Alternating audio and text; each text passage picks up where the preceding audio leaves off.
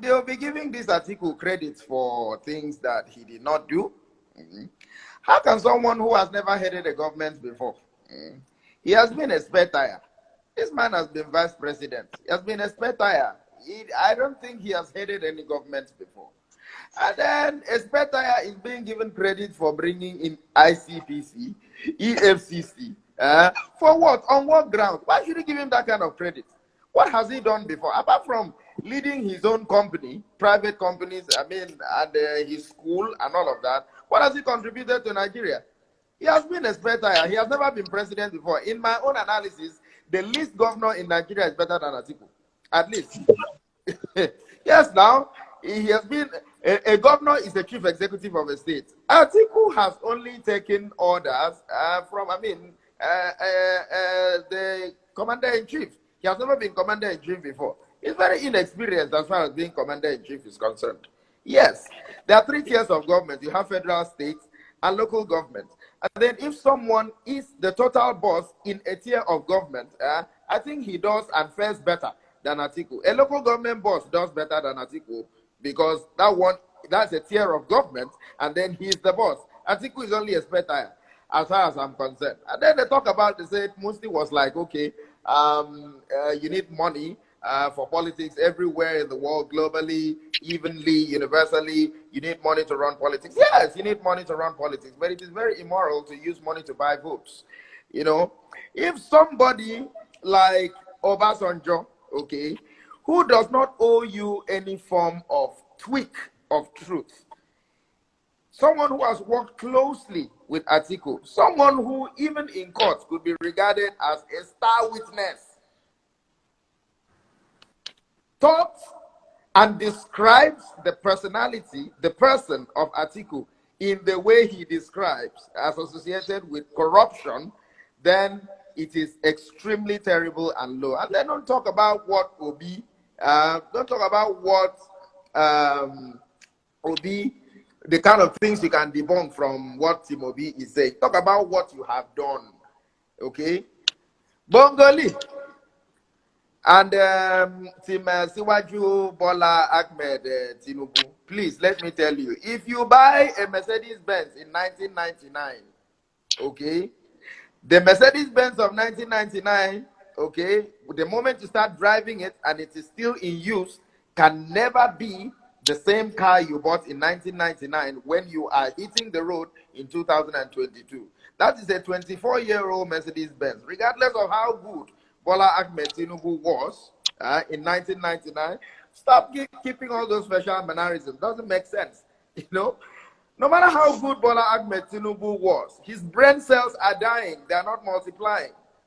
Of course, you know, he is deteriorating in health. You know, his cells are not multiplying. They are dying. Bola Tinubu is not firmer than he was in 1999. He is more feeble than he is in 1999. And then you're talking about 100 billion US dollars that Netherlands make from corn. No. Bongoli, you're opening your mouth to say that Timobi can lie. The kind of lie that you're lying, everybody in this Nigeria can lose weight from it. How can you say that Netherlands, or okay, what are they? Okay, no, okay, just tell me. You said that they are making 100 billion US dollars from corn or cassava, and then in your own ingenuity, you decided to coin Kassavi. Kassavi. I don't die. Okay, Kassavi. That a man, your principal, who came out to say, is it for corn? Is it for agbado? Is it for beans and dudu? That it means that he wants to multiply the provision of corn, cassava to that. Don't you understand English and context? You don't know what he said. You don't know what he said. You want to be the next Lai Muhammad in this administration that you have not. Look, leave this man, for God's sake. I'm telling you the truth. Bongoli, you're too sharp to follow someone who is dull. I'm telling you, I get them before no be property. Seriously speaking, you know, Tinubu yeah, with all due respect to him, I am someone who round off. Okay. And then another thing is about APC. Please, is it not a farce for you to say that APC will save Nigeria from APC? How is APC going to save Nigeria from APC? Please tell me. You will have to tell me, because there is a leader of this government. There is a leader of this party, which is Bola Tinubu, and he is the one who is leading this country into the problems that this country is right now, apart from the constitutionally elected or legitimate president of the Federal Republic. The party is there, and the party who is leading us to these doldrums is the APC, and that party has a leader. The leader is Bola Tinubu, and I don't see any sense in it. Nigeria. I want to applaud Okon. I love the comedy skit he came to do here, and I just came to perform comedy for us to make us laugh. I'm just going to excuse him because we are from the same industry. So you see, the Peter Obi people who say they don't know anything, they are the dullest human beings you can find when it comes to politics, because they don't know shit. Now the same Okon that's accusing Atiku, he has the mouth to come and talk that Atiku has not been in the realm of power. He was vice president, he was fair tire. But you're now saying that the same Atiku, you are accusing him of corruption, of stealing money, of doing that and doing this. Is it the Peter Obi team? I like some of them because I like they entertain me because they just come and talk story.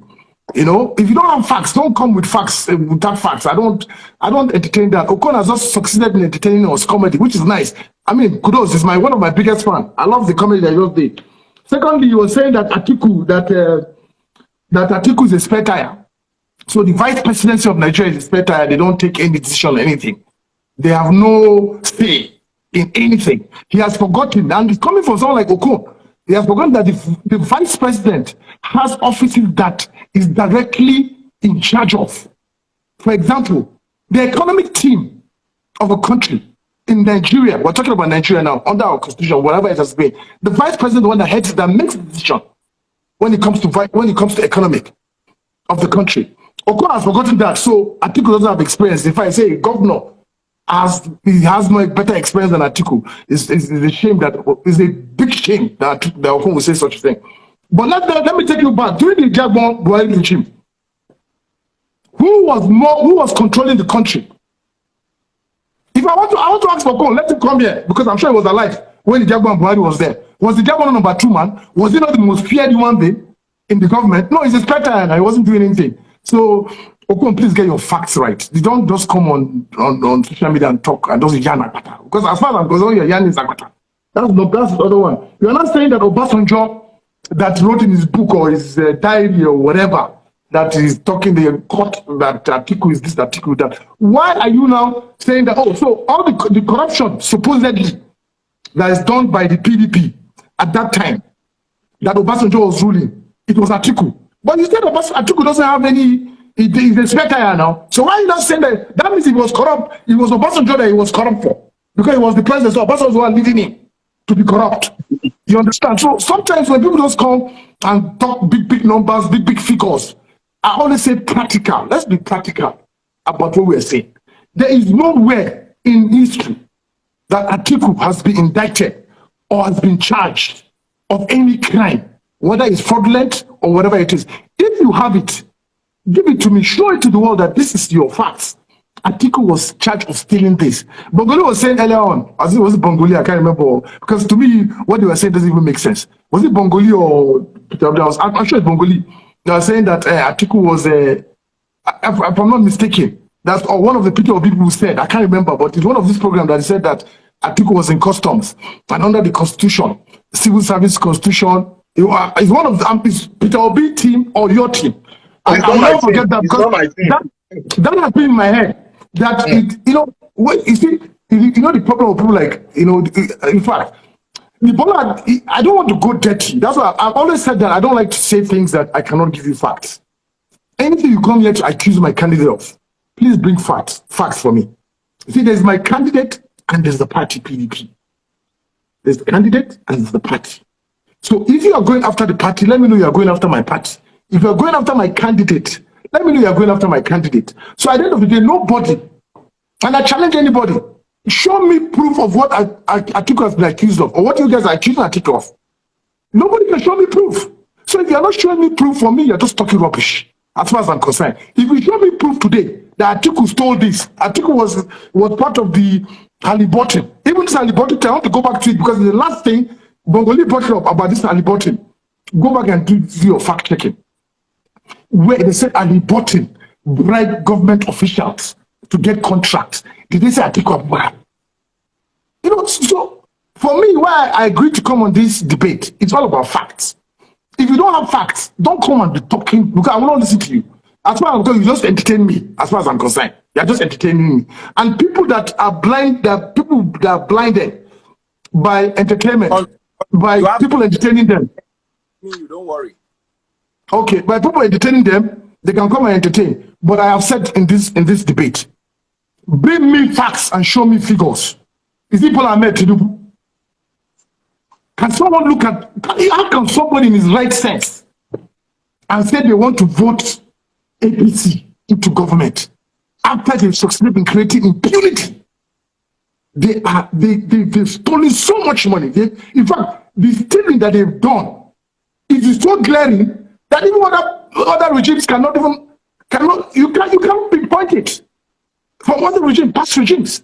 There is nobody that I know that have stolen money in this present regime that people are accusing Atiku of. Atiku has not been he's not been president since 2007. He has left government. People are still accusing him till today. I don't see how that one makes any atom of sense anyways. But at the end of the day, tell me, in 2007, between 1999 and 2007, an IG, a sitting IG, was prosecuted by the party, by the Obasanjo Atiku regime. A sitting minister was prosecuted by this regime. Show me one person that was prosecuted in the APC regime. If someone tells say, okay, it's facts, as most of us said, if there's no proof. But how can one person steal 80 billion and you take him and arrest him and you leave him in the next two weeks? See, APC is a joke. All they've done, as far as I'm concerned, and I've said it before in the previous program, they can never come back to power. Nothing will bring APC back to power. Because why is Bola Tinubu in this conference? He can't even afford to go there. He doesn't have anything to say. But is it Bola Tinubu come and sit down and address NBA? What does he want to tell them?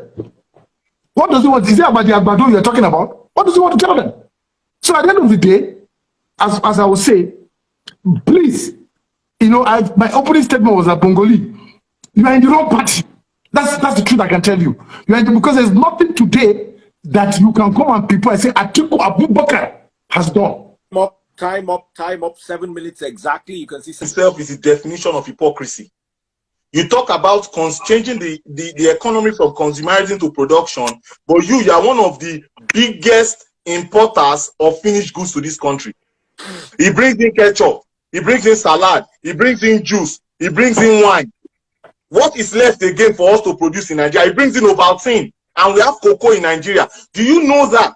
Rumors have it that his family, actually, it's rumor that they export cocoa illegally out of Nigeria, and cocoa, a ton of cocoa costs about $2,400, $2,500 per ton. Now,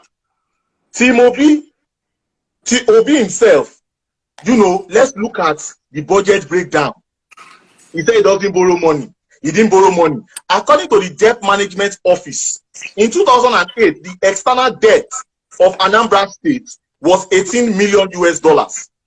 In June of 2014, their debt came up to $45 million US. That is for somebody that doesn't borrow money. Let's talk about the IGR. I want everyone here to do maths here. We are going to do a math here. Everybody. Now, 8.7 minus 7.4. Everybody, 8.7 minus 7.4. What does that give you? Now, that amount divided by 7.4, what does it give you? Multiply that by 100%. That is 18% there. That is the percentage IGR that the so-called Obi Pandora. That's the amount that he made. That's the increase in his IGR. We are doing maths here. Everybody's all interactive. For 8 years. Abia State did better than Anambra State. Abia State. In Anambra, you have Onitsha, you have Nnewi, you have Oba. Oh man. Oh man. Now let's talk about ease of doing business. According to World Bank, that's why I don't know where they are getting these unfounded facts from. According to World Bank in 2008, 2010, and 2014, Anambra State was ranked in the lowest quartile in ease of doing business. In 2010, Anambra State was ranked 35 over 36. Because Obi, again, also is also a big importer of finished goods. Though. Do you know its budget in 2012 for agriculture? It was a paltry 1.7%. In that same 2012, the budget for healthcare was 1.7% again. Just crushing and killing Anambra State economy. During Obi's tenure, poverty deteriorated. There was poverty deterioration from 20% to 28% to 60%. That's according to Soludo, how we interpreted the data from National Bureau of Statistics. Let's talk about is nobody talks about Obi's job creation. Everybody runs away from it. Tell me the amount of jobs Obi created in Anambra State. It is nothing to write home about because IGR was poor. Ngige before him increased the IGR by almost 900%. Willie Obiano increased the IGR by almost 300%, 200 and something percent. So what are we talking about here? He said he's saving money. Which money is he saving? You cannot use the money to dredge the second Niger for second Niger bridge. Saving money. Someone that was owing money. Just all lies. Look at local government elections, for example. This man did not hold local government elections. Do you understand the importance of local government? Because it was Tinubu that was talking about state, federal, local government. Does he even understand the meaning of the role of local government? Has he even read Section 7 of the Nigerian Constitution 1999 as amended, or Schedule 4 to understand the importance? When his principal did not even hold the elections until 3 months to when he was leaving office. What was he using with the money, the money that they were giving him as federal allocation for local governments? At least he was getting 20 to 30 billion every year from local government allocation. What did he use the money for 8 years? He was doing caretaker. That's totally against the constitution of Nigeria. Now let me go to his big brother, Atiku. See, guys, I will expose them. The electricity issue we're having in Nigeria is 2 of them. Is their fault too. I will expose them. I'm going to do research on them. I will expose them. Now to his big brother, his daddy. I want facts. Yes, facts. Yes, of course, yes, facts. You are taking into my time. Daddy Free is taking into my time. Daddy Free is taking into my time. Don't want me to expose him. Don't want me to expose him. Let's talk about education, for example. That Adamawa state that Atiku is from, over 500,000 children are out of school as I'm speaking to you now. 75% of them are poor. On Arise TV, they were talking about education. He said he has American University, APTI or whatever. How many kids can attend APTI in Nigeria, in the whole of Nigeria? How many kids can afford it? That tells me it's so in tune with the plight and sufferings of Nigerians. When Lagos State is doing 10% budget on education, well, Zainab, Zaidatu, Binani, Zata Yinasara, Gaskiane, Inshallah, 2023 February. I speak Hausa for you. She will defeat Sintiri. Now, let's talk about the economic team that they are talking about. Economic team. Obviously, you warned Atiku and PDP to remove a picture from it because you guys like to claim, lie, DNA. Soludo, he was Chris Uba, one of the Uba brothers that brought in, not Atiku. Atiku wanted to bring Kekere to be CBN, what's it called, governor. Then Okonjo Iweala, it was Obasanjo that went to Edonta from World Bank. So people should stop claiming all those things. Atiku that wants to sell, Atiku wants to sell those beautiful trains that Amechi is constructing. Atiku wants to completely privatize electricity in Nigeria. Guys, you see these two people, they are the ones that are making us be in perpetual darkness in Nigeria. I'm so disappointed. I'm so disappointed. And it's facts. They said, you are taking out of my time. Daddy Freeze is taking out of my time. Daddy Freeze is taking out of my time. When we get to Glasgow, I will show you the facts. He's taking out of my time. You don't want me to talk. That's what they do. You don't want me to talk. Let me talk. Let me talk. Let Bongoli talk. Daddy Freeze is taking out of my time. That's like 2 minutes of my time. Let me talk. Let me talk. Let me expose you. Go ahead. Tell Nigerians, all of those companies that Atiku had headed in privatization, where are they today? And also, let me even go back to that line, that man that is always lying. That man lied against his supporters. You Obi supporters, people don't know that man lies against you people. Obi in 2018 on an Arise TV interview, he said with his mouth that he invested $20 million of Anambra State money into Sabmila, where his own family has business interest in, that he generated almost 100 million. Then let's go back to 2022. Soludo denied it. He said he denied it. That it was his supporters that talked about it, that said it. What he said on national TV live. That man can lie, yo. That man can lie. We see. Obi just comes and talks and throws stats. If he starts, Shetima is better than him in stats. If he starts, Ayode Jisu Bakari, I'm better than Obi in stats. Let's talk about stats. From 1492 of history of Nigeria till date. Let's talk about it. He's always lying. Team Obi, I want to ask you some questions. Oh, because now is not the time for all this throwing mudslinging and everything. Let us be very constructive and let us critically think in trying to look for local solutions to solve our problems in Nigeria. Now, I'm going to ask you a question, two questions, one on security and one on economy. Hopefully you're able to give me answers. Now, let's talk about security. So I want everyone on this platform to cast their minds to Ezu River. Ezu River. You see those bodies that were floating, the bodies that were floating in the water at the time. Akuzu SARS, the worst SARS in Nigeria's history. Who was the governor of Anambra State then? It was Peter Obi. So now, Nigeria is a country bedeviled with insecurity from terrorists, bandits, kidnapping, armed robberies, hyper agitation. That's non-state actors, right? How then will Peter Obi make Nigeria a safer place when during his tenure as state governor, he did a very poor job because he orchestrated the neutralization of thousands of MASOB members, the most dreaded SARS in history, Akuzu SARS, and also Evans, one of the greatest kidnappers in Nigeria's history, started his career from there. Now, secondly, Nigeria ranks in the lowest quartile globally when it comes to ease of doing business. But as we know, according to Ease of Doing Business World Bank, 2008, 2010, and 2014, Anambra State was in the worst quartile. In 2010, Anambra was ranked 35th state out of 36 states in ease of doing business. So tell me how he's going to turn that around for Nigeria should he become president. Turning from a consumer nation to a production nation when he is one of the persons that is destroying and crushing our manufacturing economy. And lastly, how will he be able to run a free market economy with the purchasing power of Nigeria with a gross national income per capita of $2,100? The effect of almighty China. And what is the negotiating power of Nigeria? So I'll ask you questions in security and economy that you always talk about. I've not heard anything from you guys, so I'm asking you the questions, sir. Go ahead, sir. I think I'm coming for you. Wait first.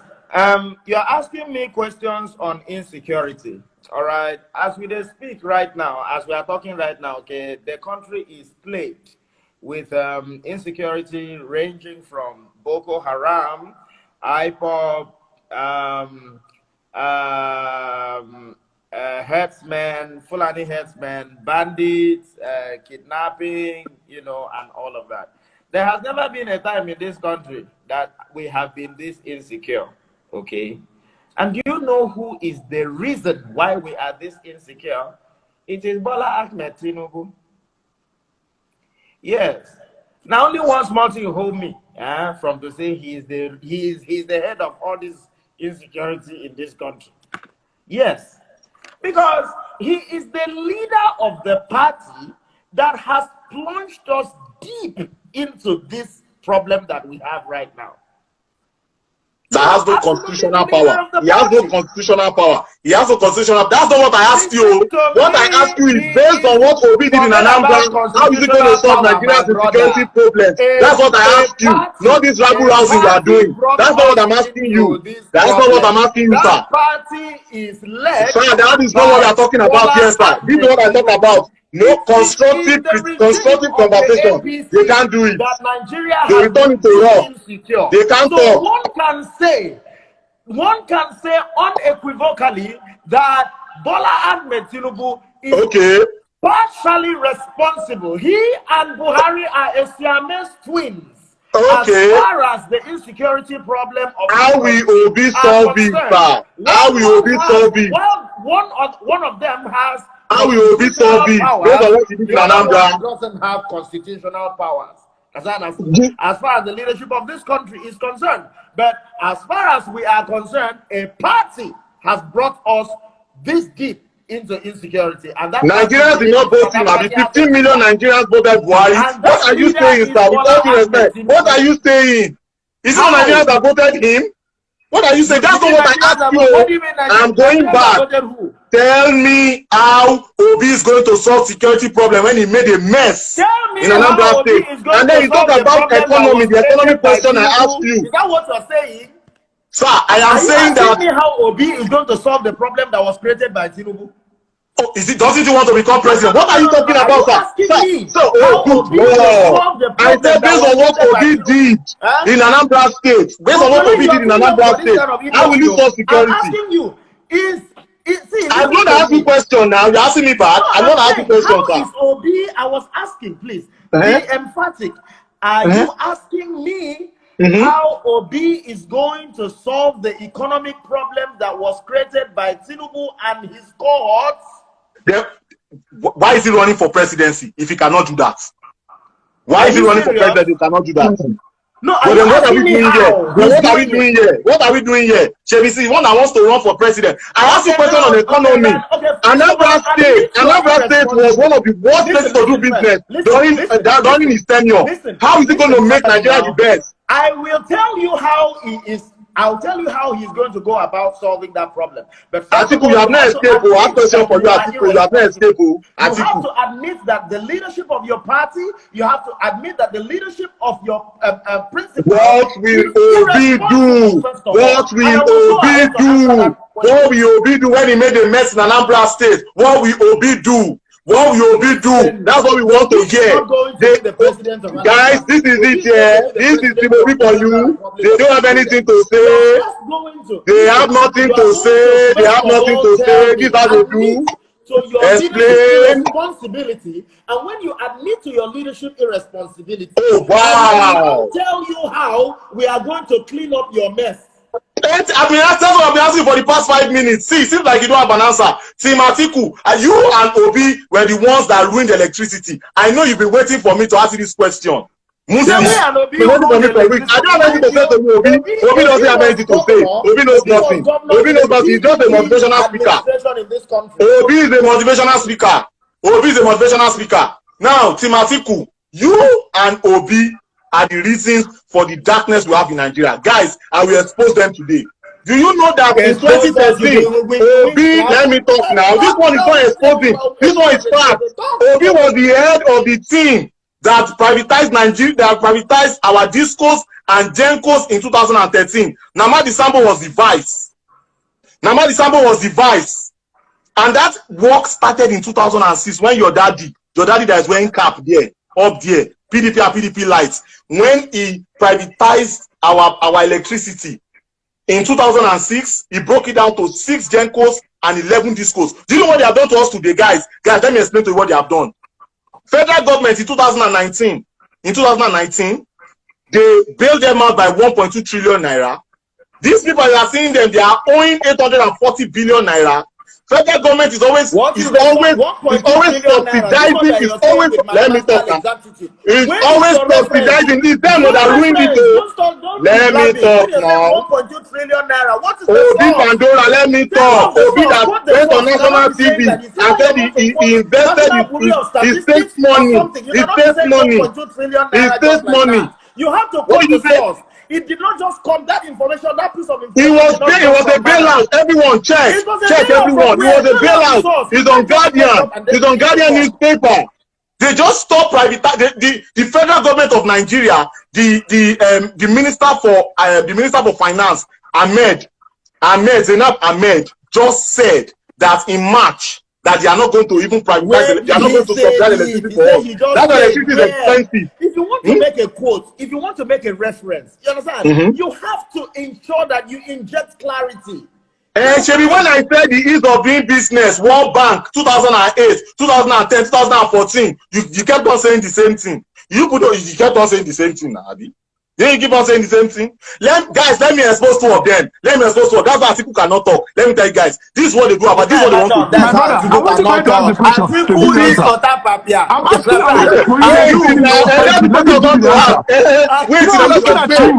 I'm just looking at you, I'm laughing. Guys, let me you live in a civilized country. Guys, this is you what asked they me do. a question. Let me answer that question. And you live in a I'm civilized country. Before you answer the question, let me expose you finally. Let me expose you. Big brother and younger brother. Big brother, younger brother. Look at them. Respect to age, you know, and human frailty, which is natural. You asked me a question. Let me answer that question. Let me expose you finally. Wait, you asked me one question. Let me answer that question. Go to the next one. Tell them how you win Nigeria's electricity. You and Obi, how the two of you win. Do you know the agreement that you know the draconian agreement that was signed? What agreement? Show me If we don't send that, what agreement? We have the bulk electricity agreement, the electricity delivery agreement. You're talking about IGR, and the only way that you are making IGR is by taxing poor people. Oh wow! Obi did not tax poor people. Oh, you see now that's what I'm saying. Obi people don't know anything. Obi people don't know anything. When it comes to constructive discussion, they cannot talk. They don't know anything. They don't know anything. I'm sorry. They don't know nothing. I think to talk. I think I want to expose your pride. Thank you very much for watching our video to the very end. If you are our subscribers, thank you for always coming back to watch our videos from Facebook, from YouTube. We really appreciate everyone that is supporting us. If it's the first time of coming across our videos, why not take a moment of your time to visit our platform and follow us on Facebook and subscribe to our YouTube channel. This is the only way you can support us, by sharing and commenting and giving your view about these specific videos. Until we meet again, stay tuned with Plan TV. Peace out. Don't forget to subscribe to get notified. And as you the show your support, now say God bless you too. Sense on the bed. Plan B TV, Plan B TV, Plan B TV. Oh, Plan B TV, Plan B TV, Plan B TV, Plan B TV.